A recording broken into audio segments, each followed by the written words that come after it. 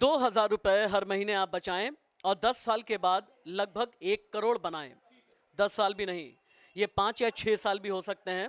आप जानना चाहेंगे कैसे? इस वीडियो को पूरा देखिए। नमस्ते, मैं राशिद।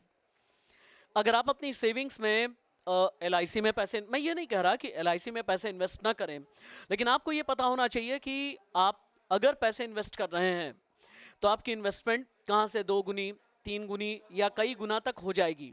इन्वेस्टमेंट कई बार 100 गुना तक भी हो जाती है। आपको सही रिसर्च करनी है।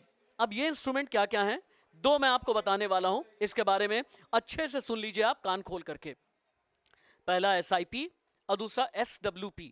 SIP यानी सिस्टमैटिक इन्वेस्टमेंट प्लान और SWP मतलब सिस्टमैटिक विड्रॉल प्लान।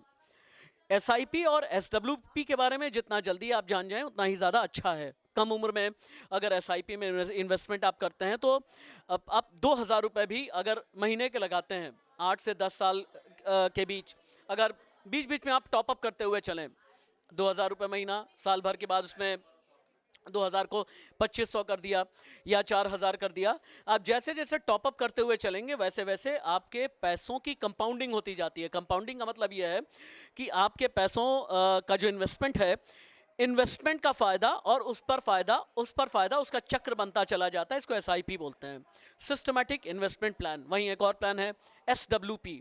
अगर एक मुश्त रकम आपको मिल गई है, फ़र्ज़ कीजिए कि 10 लाख, 15 लाख, 20 लाख, और आप ये चाहते हैं कि इस रकम के ज़रिए कोई हर महीने की एक तनख्वाह जैसी बंध जाए आपके पास में, इसके लिए एक प्लान होता है SWP यानी सिस्टमैटिक विड्रॉल प्लान।